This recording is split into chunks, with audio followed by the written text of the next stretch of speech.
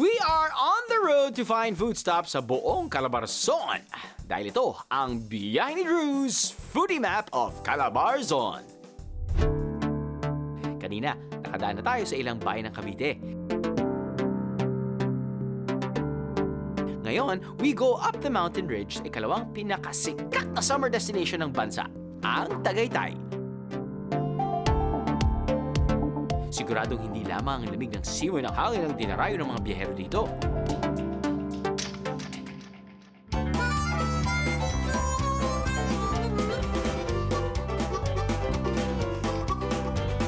It's actually very good. Sa bandang kanan, habang tinatahak ang haba ng Tagaytay na Cebu Highway, matatagpuan ang isang restaurant na may kakaibang twist sa klaseng bulalo. Ang Dragon Bulalo at Bulalo Tagaytay. Kaya tinawag yun na bulalo o dragon. Kasi dito sa Tagaytay, common na kasi yung mga bulalo. Correct. Kapag sinabing bulalo, alam na nila yung lasa. Correct. Kaya nagkamot kami sa idea na iba naman. At kakaiba nga ito eh. Sa itsura, sa mga sahog at sa kulay ng sabaw, sino mag-aakalang bulalo ito?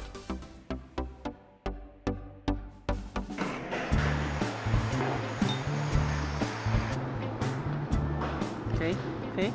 Alam niyo ba, may dalawang types of dragon fruit eh. Yung isa white, yung isa ito, yung sobrang makulay. Now, pag makulay ay isang bagay, mas maraming ano yan, nutrients or antioxidants. Parang may ibang klaseng sili din yung pula. Hindi siya ganun kaanghang pero kakaiba yung lasa niya dahil matamis siya. Matamis, may konting sipa, at iba yung kulay. Para sa mga hindi pa ganun ka-daring sa pagtikim ng pagkain, meron din silang simpleng bulalo, ang Bulalo Tagaytay. Kung makikita nyo sa bulalo na to, marami siyang gulay. Merong okra, merong Malunggay. malunggay, tapos iba-iba pa dyan sa... Squash.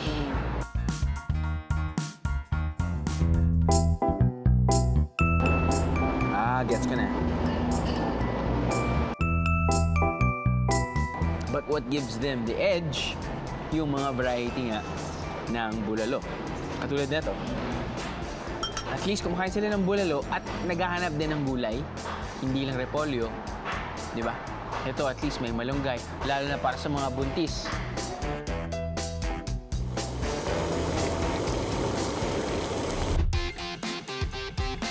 For a more traditional preparation of bulalo, farther up the highway and to the right, you will find your next destination.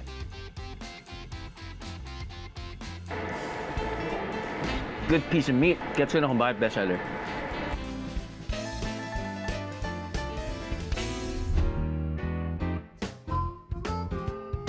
Another famous establishment with a view is this restaurant which specializes in Filipino food. Hindi siya bulalo, but we use bulalo part, yung beef shank. Beef shank.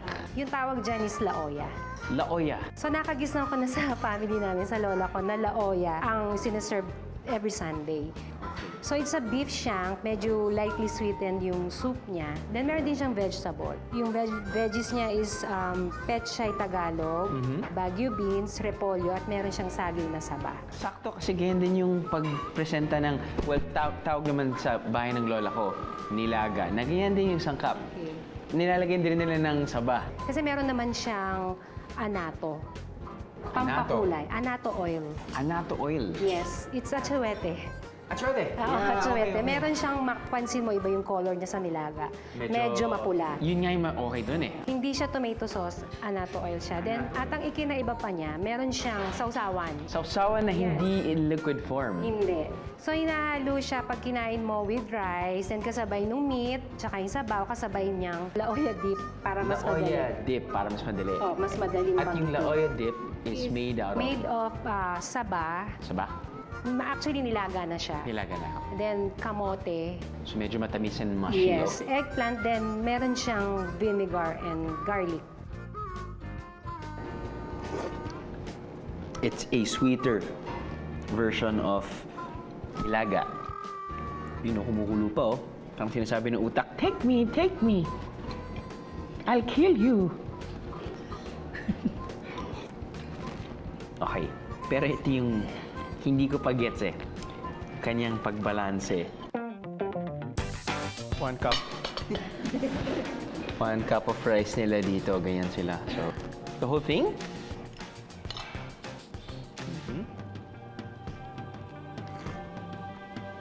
Medyo hindi ko mag-grasp, pero it's different. Ako siguro gagawin ko pakonti-konti lang dahil hindi pa ako sanay sa combination of flavors, but gets ko. It's worth a try. Really worth a try.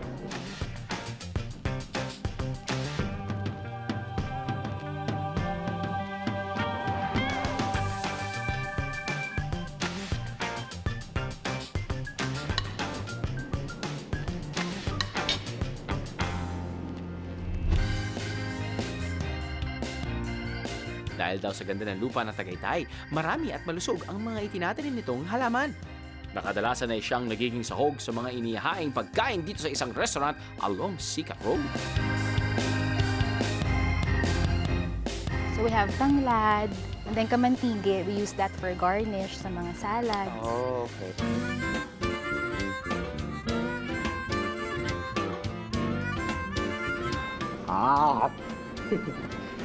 Chef, hindi ba parang Vietnamese ano rin to?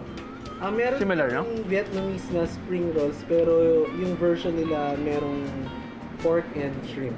Siyempre, mawawala ba ang tom yum soup sa handang ito? Lalo na kung nasa Tagaytay ka.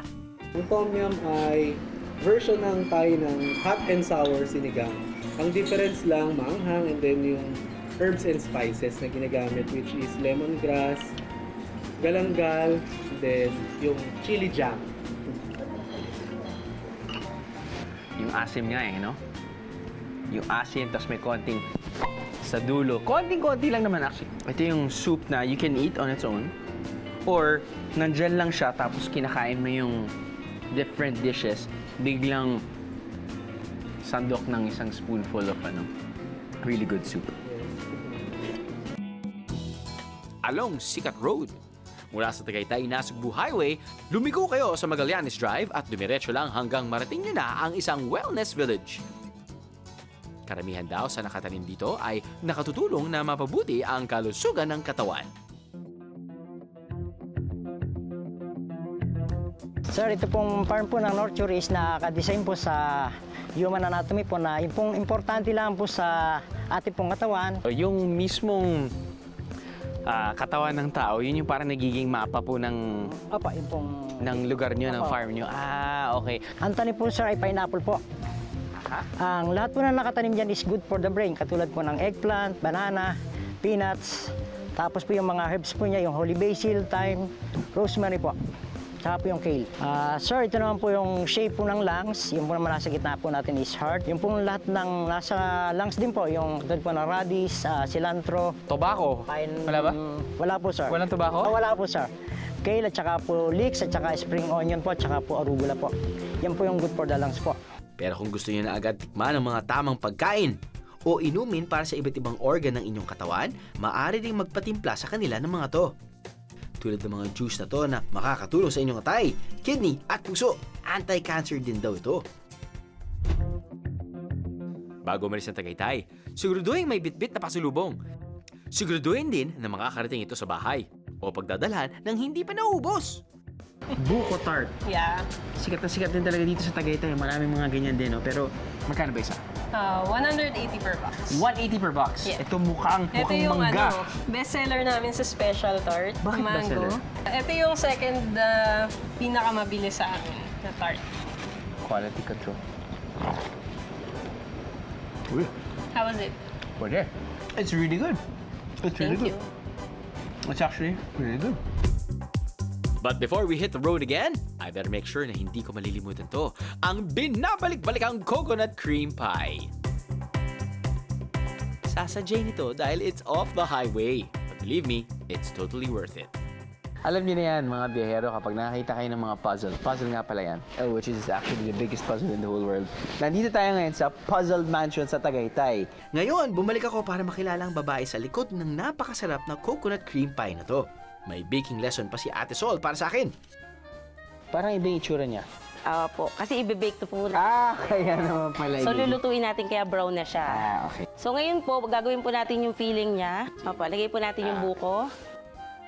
So, hintayin po natin siyang sumulak. Ano po ibig sabihin ng sumulak? Humulok. Ayun, naamoy ko na oh. Kailang pies na ho kayo? Madami na, ano? Dami na, sir. Nakakailang pies na nabibenta nyo kada araw?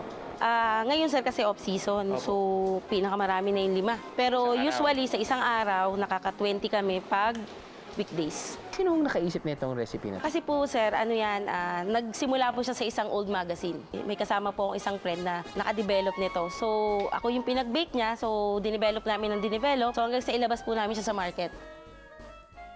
Coat lang po ang top. Ito na to. Ready to serve na po. Liga na, dali!